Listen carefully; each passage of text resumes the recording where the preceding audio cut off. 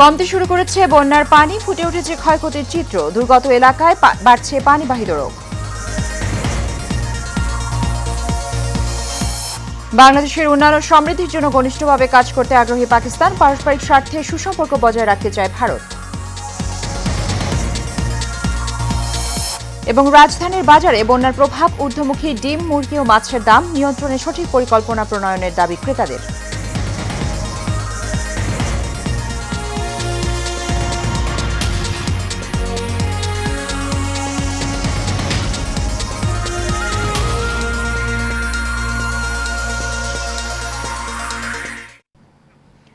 স্বাগত Asian prime নিউজে। দর্শক, পুরো সংবাদ জুড়ে সাথে আছি সুবর্ণা গোলন্দাজ। শুনছিলেন বিআরবি কেবল ইন্ডাস্ট্রিজ লিমিটেড সংবাদ শিরোনাম।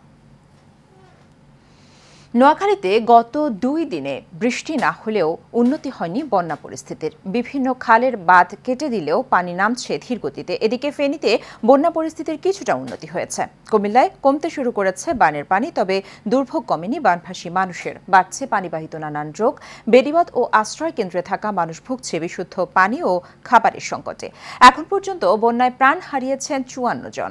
প্রতিনিধিদের পাঠানো তথ্য ও ছবিতে বিস্তারিত জানাচ্ছেন আরভি ইসলাম হিমু। অপলক দৃষ্টিতে তাকিয়ে থাকে কখন আসবে ত্রাণ বোঝাই নৌকা। কুমিল্লার 14 উপজেলার 125টি ইউনিয়নেই সরকারি হিসেবে পানিবন্দী 11 লাখ মানুষ। বিশুদ্ধ পানির অভাব এবং নিরাপদ স্যানিটেশনের অভাবে পানিবন্দী এসব মানুষ এখন চর্মরোগ, ডায়রিয়া, জ্বর, সর্দি সহ নানা রোগে আক্রান্ত হচ্ছেন। অন্যদিকে সাপে কাটা, বিদ্যুৎ স্পৃষ্ট হওয়া কিংবা কাটা ছেঁড়ার চিকিৎসা সেবা নিয়ে রয়েছে দুর্ভোগ।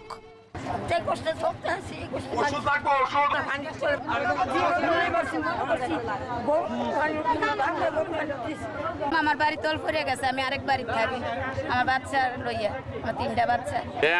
আপনার আশঙ্কা তো খুব ভয়াবহ, অনেক কিছু নষ্ট হইতেছে আপনার। দুর্গম এলাকার বেশিরভাগ মানুষ হতদরিদ্র। তাদের অভিযোগ, অনেক প্রত্যন্ত অঞ্চলে পৌঁছায়নি ত্রাণ সামগ্রী। এমনি গ্রামে গ্রামে ধারা দেয় আনফেরার মতন, এই খানা ভাত আর যেটা নিয়ে আসবে স্কুল বিলে লই যায়, ওইটা লুটতরাজ করে। আমার টোটালে আমার সদস্য 10 জন থেকে বাইকগুলো ছোট ছোট মেয়ে আছে 3টা, তারা ভিতরে দিতে চায় না। তারপর আমরা এখান থেকে, আমরা সোনাইশার গ্রাম থেকে এখানে আইছি। বন্যা কবলিত কুমিল্লায় পানিতে ডুবে ও অন্যান্য কারণে প্রাণহানির ঘটনা বেড়েই চলেছে। জেলার বিভিন্ন উপজেলায় গত 3 দিনে 4 শিশুসহ প্রাণ হারিয়েছে 14 জন।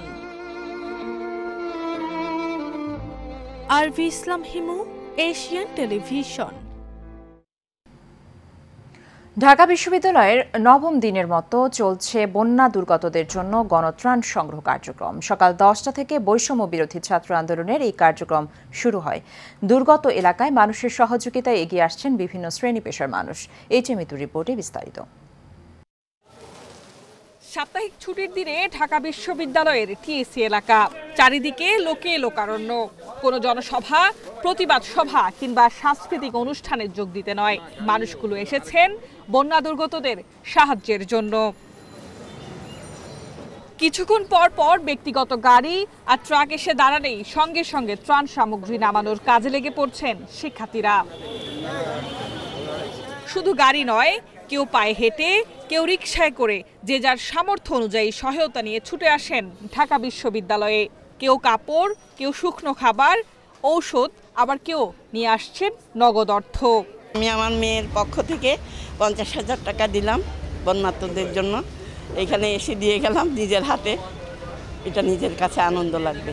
1,470 টাকা দিয়ে গেলাম। আমার কিছু কাপড় নিয়ে আসবে আমাদের ইয়ে থেকে। আমাদের শিক্ষার্থীদের না, আমাদের শিক্ষক, অভিভাবক এবং সবারই একটি উদ্যোগ ছিল যে তাদের পাশে দাঁড়ানো। স্বেচ্ছাসেবীরা জানান, এখন সবচেয়ে বেশি দরকার খাবার সামগ্রী। কাপড় ব্যতীত শিশু খাদ্য, চাল ডাল সহ অন্যান্য খাদ্য সামগ্রী আনার আহ্বান তাদের। যে যেখান থেকে পারেন আপনার সামর্থ্য অনুযায়ী আপনারা তাদেরকে সাপোর্ট দেন। হ্যাঁ, আমরা প্রধানত এখন 2টা বিষয়ের উপর বেশি গুরুত্ব দিচ্ছি। সেটা হচ্ছে খাবারের আর হচ্ছে সুস্থ থাকার জন্য যে মেডিসিন যা দরকার এগুলোর প্রতি আর কি। আগে যেরকম আমরা কালেকশন করেছি, আগে যেরকম মানুষ সাড়া দিয়েছে, আজকেও মানুষের স্বতঃস্ফূর্ত অংশগ্রহণ আমরা দেখতে পাচ্ছি। ধর্মবর্ণ নির্বিশেষে মানবিকতার আহ্বানে ছুটছেন সবাই, বলছেন এ যেন এক অনন্য বাংলাদেশ। এমন ঐক্য বজায় থাকলে সম্ভব যে কোনো ধরনের দুর্যোগ মোকাবেলা। Mitu, Asian television, Dhaka.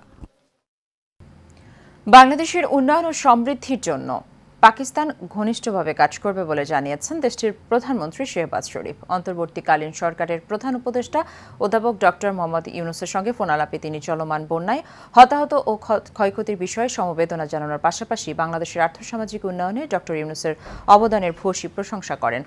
পাকিস্তানের প্রধানমন্ত্রীর কার্যালয়ের প্রেস উইং থেকে দেওয়া এক সংবাদ বিজ্ঞপ্তিতে বলা হয়েছে, দুদেশের দ্বিপাক্ষীয় সম্পর্কের পুনরুজ্জীবিত করার উপরে জোর দিয়েছে শেহবাজ শরীফ। এদিকে ভারতের পররাষ্ট্রমন্ত্রী সুব্রমণিয়াম জয়শঙ্কর বলেছেন, বাংলাদেশের সরকারের যেই থাকবে তাদের সঙ্গে সম্পর্ক এগিয়ে নেওয়া হবে।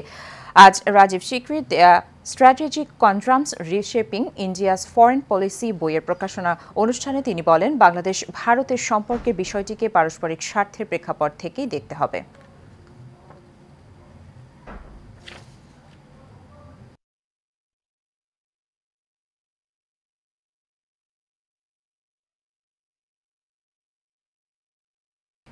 ছাত্র জনতার আন্দোলন চলাকালে মানবাধিকার লঙ্ঘনের তদন্তে জাতিসংঘকে আনুষ্ঠানিক আমন্ত্রণ জানিয়েছেন অন্তর্বর্তী সরকারের প্রধান উপদেষ্টা ডক্টর মোহাম্মদ ইউনূস। সুইজারল্যান্ডের জেনেভায় স্থানীয় সময় শুক্রবার এক ব্রিফিংয়ে এসব তথ্য জানিয়েছেন জাতিসংঘের মানবাধিকার বিষয়ক হাই কমিশনারের মুখপাত্র রাবিনা সামসাদানি।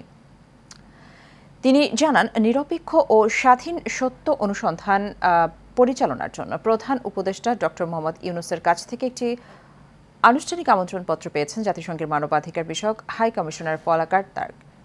এতে গত ১ জুলাই থেকে ১৫ আগস্টের ঘটনাগুলোর তদন্তে জাতিসংঘকে অনুরোধ জানানো হয়েছে। সড়ক পরিবহন ও সেতু মন্ত্রণালয় এবং রেলপথ মন্ত্রণালয়ের উপদেষ্টা মোহাম্মদ ফজল করিম খান বলেছেন, ভালো সরকার থাকলে প্রকল্পে ব্যয় সংকোচন করা যেত। সন্ধ্যা 6:30টায় শরীয়তপুরের জাজিরা সার্ভিস এরিয়া ২ এর কনফারেন্স রুমে সাংবাদিকদের প্রশ্নের সঙ্গে মতবিনিময় সভায় এসব কথা বলেন তিনি বলেন, বিভিন্ন খাত থেকে অর্থ সাশ্রয় করে অবহেলিত এলাকার জন্য কাজ করবে বর্তমান সরকার। এর আগে তিনি পদ্মা সেতু পরিদর্শন করেন। বাজারে আবারও কিছুটা বেড়েছে ব্রয়লার মুরগি এবং ডিমের দাম। ৩ সপ্তাহ ধরে স্থিতিশীল সবজির দামও আংশিক বেড়েছে সব ধরনের মাছের দামও। যে কোনো মাছ কিনতে বিক্রেতাদের সঙ্গে দর কষাকষি করতে হচ্ছে। বন্যার প্রভাবে কিছুটা দাম বেড়েছে বলে জানান বিক্রেতারা। লতিফ চৌধুরীর ক্যামেরায় কাউসার আহমেদের রিপোর্টে বিস্তারিত। অন্তর্বর্তীকালীন সরকার দায়িত্ব নেওয়ার পর থেকেই নিয়ন্ত্রণে আসতে শুরু করেছিল নিত্য প্রয়োজনীয় পণ্যের বাজার। তবে নানান সব কারণ এবং সম্প্রতি বন্যায় সেই পরিস্থিতি পরিবর্তন হয়ে যাচ্ছে।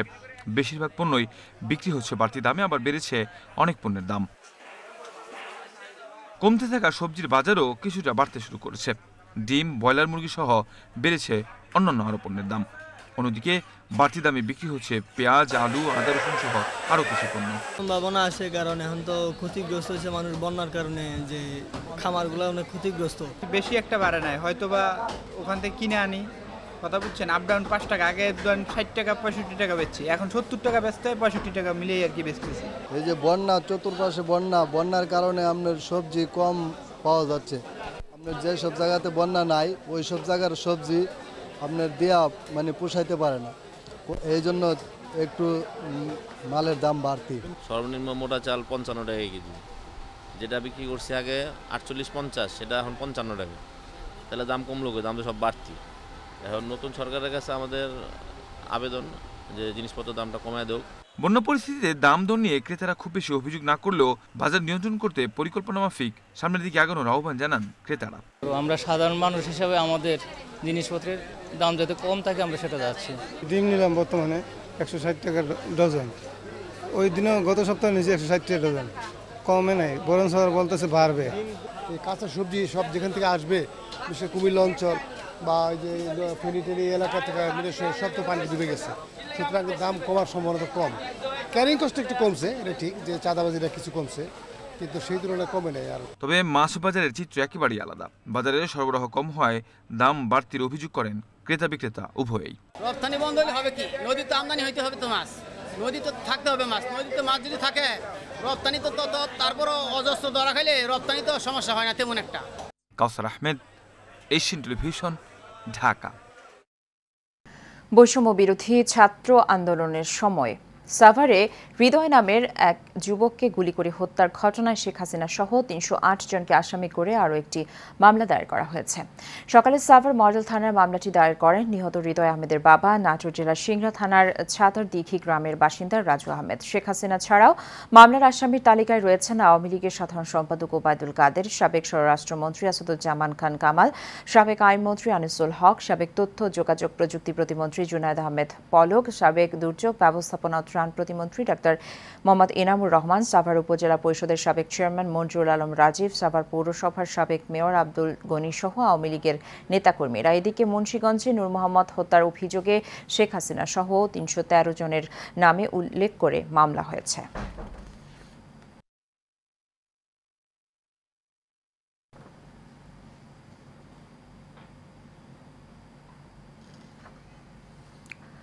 আবারও বিতর্ক উঠেছে এক্সিম ব্যাংক নিয়ে। বাংলাদেশ ব্যাংকের পিআরপিডি ব্যাংক কোম্পানি আইন 1991 সংশোধিত 2023-এর 47 উপধারা মোতাবেক ব্যাংকটির পরিচালক পর্ষদ ভেঙে দেওয়া হয়, কিন্তু 24 ঘণ্টা পার না হতেই শুক্রবার বন্ধের দিন প্রভাব খাটিয়ে নজরুল ইসলাম স্বপন এক্সিম ব্যাংকের নতুন চেয়ারম্যান হন। বিস্তারিত মঞ্জুলা নামের রিপোর্টে।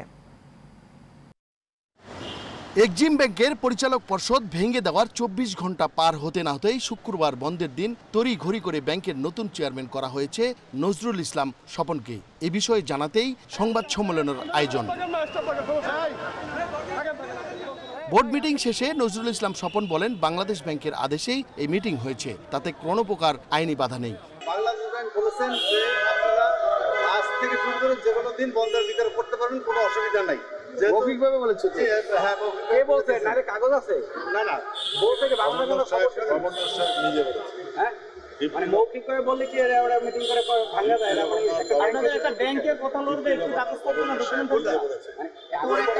শুক্রবার কেন করা যায়? সাথে আপনাকে অনেক কথা বলি।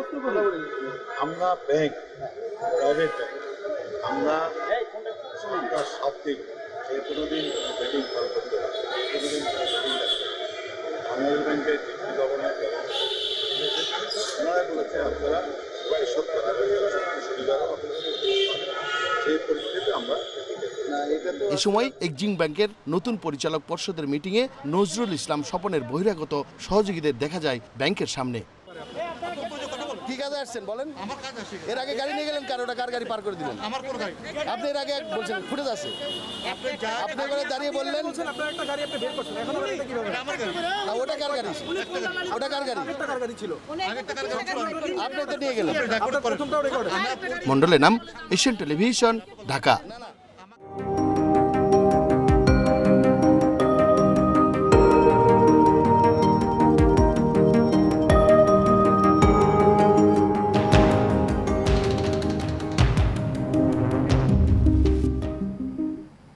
এবারে সিউডিল প্রেজেন্টস হেলথ অ্যান্ড বিউটি। উদ্বেগজনকভাবে বাড়ছে ডেঙ্গুতে আক্রান্ত ও মৃতের সংখ্যা। মৃত্যুর এই উচ্চ হার বিশ্বের আর কোথাও নেই। বিশেষজ্ঞরা বলছেন, দেশে ডেঙ্গুর পরিস্থিতি ক্রমশই জটিল হচ্ছে। চলতি বছর প্রকোপ আরও ভয়ঙ্কর হতে পারে। রফিকুল ইসলাম রলের রিপোর্টে বিস্তারিত।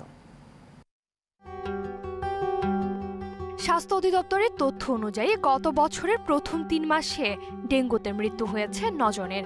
চলতি বছরের প্রথম 3 মাসে ডেঙ্গুতে মারা গেছেন 22 জন, যা গত বছরের একই সময়ে দ্বিগুণের বেশি।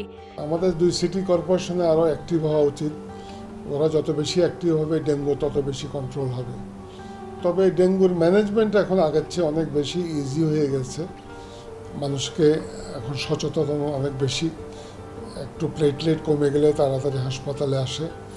জেনেটিকলি তো একটু চেঞ্জ হবেই, কারণ টাইপিং তো চেঞ্জ হয়। তবে জ্বর আসে, কিন্তু জ্বর বেশি দিন থাকে না। আমরা সাধারণত ফ্রুট জুস টুস বলি, প্লেন্টি অফ ড্রিঙ্কস বলি, অরাল স্যালাইন বলি, লেবুর শরবত বলি, এগুলো বেশি করে খেতে বলি আর কি। এবং একটু বিশ্রামে থাকতে পারি বলি, যাতে ব্লাড প্রেশার ফল না করে। ডেঙ্গু মশার ঘনত্ব, বৃষ্টিপাত, তাপমাত্রা, আর্দ্রতা, ডেঙ্গু রোগের এই বিষয়গুলো বিবেচনায় নিয়ে মাঠ পর্যায়ে গবেষণায় দেখা গেছে এবারে ডেঙ্গু পরিস্থিতি আরও খারাপ হতে পারে। যে এডিস মশা যার মাধ্যমে আমরা ডেঙ্গু রোগ ছড়াই, ডেঙ্গি অ্যাকচুয়ালি শব্দটা, তো এই রোগটা ছড়ায় একটা ভাইরাসের মধ্যে, ভাইরাসটা আবার বহন করে একটি বিশেষ মশা যেটাকে এডিস মশা হয়। আমরা রেড ক্রিসেন্টের মধ্যে অলরেডি বিভিন্ন জায়গায় আমরা লিফলেট বিতরণ করি যে ডেঙ্গু থেকে বাঁচার কি উপায় কি করবেন। সেই জন্য বলা হয় যে আপনি প্রথম কাজ মশা নিধন করেন, যেমন আমার বাড়ির আঙ্গিনায়, আমার ফুলের টবে, আমাদের বাড়ির কার্নিশে যেন পানি জমে না থাকে। যে বাড়িতে ডেঙ্গু রোগী থাকবে সেও মশারি টাঙাবে, আর যারা ভালো তারা মশারি টাঙাবে। ডেঙ্গু রোগের চিকিৎসায় বাংলাদেশের চিকিৎসকরা এখন যথেষ্ট দক্ষ, তারপরও প্রস্তুতি প্রয়োজন। সেই সঙ্গে দরকার মানুষকে সচেতন করা এবং এডিস মশা নিয়ন্ত্রণ করে ডেঙ্গু রোগ যাতে বৃদ্ধি না পায় তার ব্যবস্থা নেয়া। অনুকৃতি আদিত্য, এশিয়ান টেলিভিশন। শেষ করব এশিয়ান প্রাইম নিউজ। তার আগে বিআরবি কেবল ইন্ডাস্ট্রিজ লিমিটেড সংবাদ শিরোনামগুলো জানিয়ে দেব আরও একবার।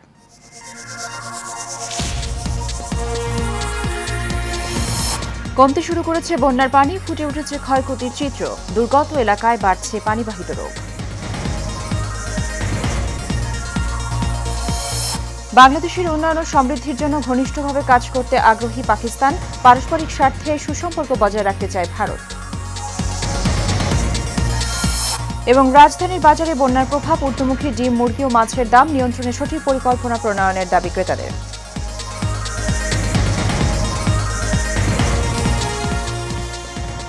এশিয়ান প্রাইম নিউজ এ পর্যন্তই। আমাদের পরবর্তী সংবাদ দেখার আমন্ত্রণ রইল। ধন্যবাদ সাথে থাকার জন্য। আল্লাহ হাফেজ।